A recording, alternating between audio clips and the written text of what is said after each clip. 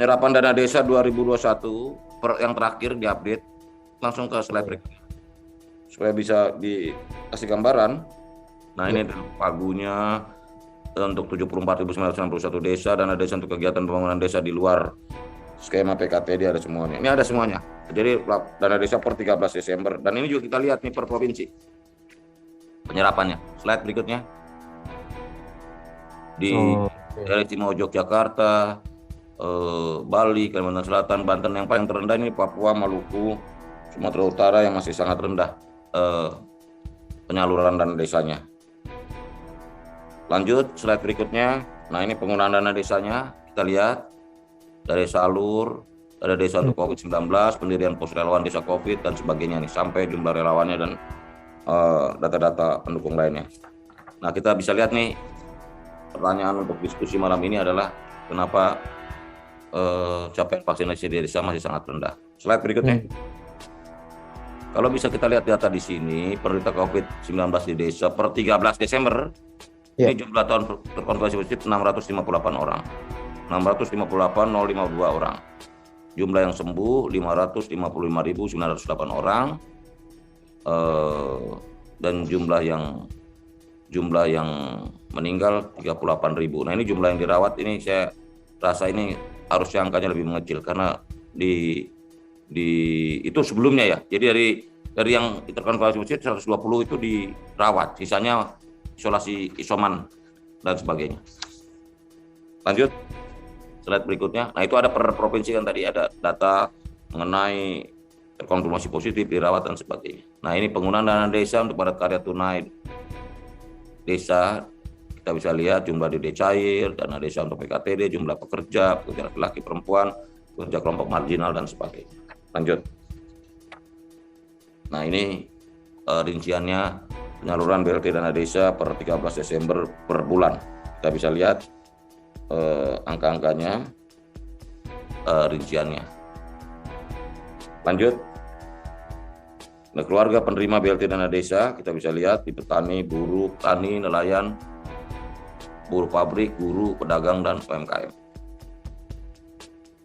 Lanjut, selama pandemi COVID-19, dana desa juga berhasil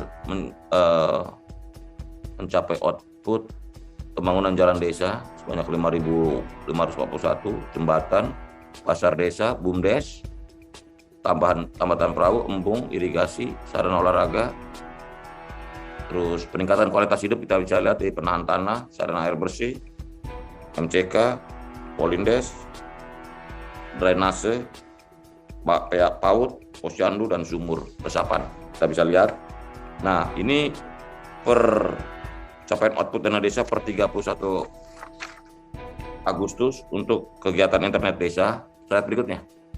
Ada 368 unit, wisata desa di 125 kegiatan, perpustakaan 2.334, listrik desa 13.000 unit, rumah layak huni 27.000, lumbung padi, pengelolaan sampah, dan tempat jemuran padi.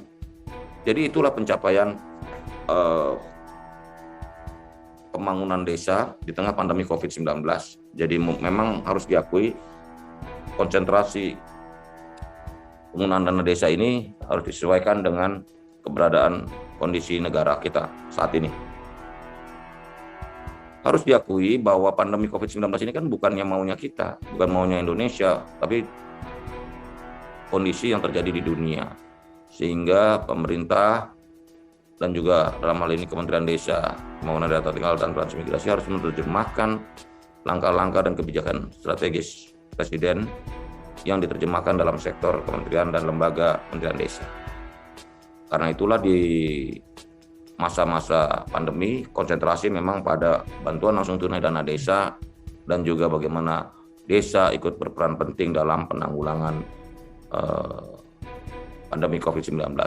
Dari lihat kasus yang kita lihat kasus itu 658.000 di desa, sementara kasus di seluruh Indonesia sampai 4,5 juta. Berarti kalau 600.000 bagi 4,5 juta berarti sekitar 16%, 15% di desa, sedangkan 85% di kota.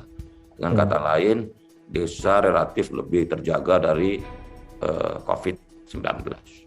Dari jumlah yang yang terkena, yang terkonfirmasi positif penyakit COVID-19. Nah, pertanyaan di dalam acara malam ini adalah mengapa vaksinasi di desa sangat lambat? Karena geografis ya. Yang pertama, satu geografis. Kedua, geografis desa ini kan beragam, dari mulai yang ekstrim, yang luasnya sangat besar seperti desa-desa di Kalimantan Tengah, Papua dan sebagainya. Itu secara geografis sangat susah, sangat sulit.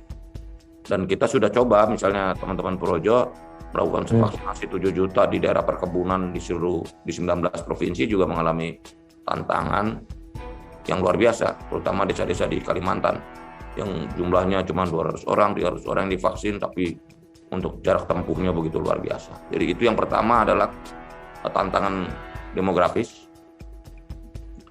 Yang kedua, untuk beberapa daerah ada catatan dari Kementerian Kesehatan yang disampaikan kepada kami, terutama daerah Aceh, Sumatera Barat, Madura, yang memang secara sosial memiliki resistensi terhadap kesadaran untuk vaksin, gitu loh, terutama untuk warga desa. Jadi daya terima soal program vaksinasi ini tidak merata untuk beberapa provinsi dan beberapa wilayah. Tetapi pencapaian itu bukan berarti kita menyerah, tapi kita optimis bahwa nanti pada waktunya percepatan vaksinasi di desa ini akan terus dikejar. Untuk desa-desa di Jawa mungkin relatif lebih mudah secara geografis, tetapi untuk desa-desa di luar Jawa memang perlu tantangan tersendiri. Menurut Departemen Kesehatan, data terakhir ini sudah hampir 70% yang warga masyarakat Indonesia yang sudah menerima vaksin pertama. Sementara yang sudah dosis lengkap sudah di angka 100 juta lebih, yang artinya hampir 50% dari target vaksinasi. Nah, kita berharap mudah-mudahan gotong royong dan kerjasama semua pihak, vaksinasi ini bisa berjalan dengan baik di seluruh wilayah Indonesia, karena vaksin adalah hak seluruh warga negara. Saya pikir itu dari saya. Jadi tantangan ini bukan kendala, tapi tantangannya. Tantangan bahwa program vaksinasi di desa pasti jauh lebih menantang dibanding di kota dari segi demografisnya, geografisnya dan sebagainya. Terima kasih. Wassalamualaikum warahmatullahi wabarakatuh.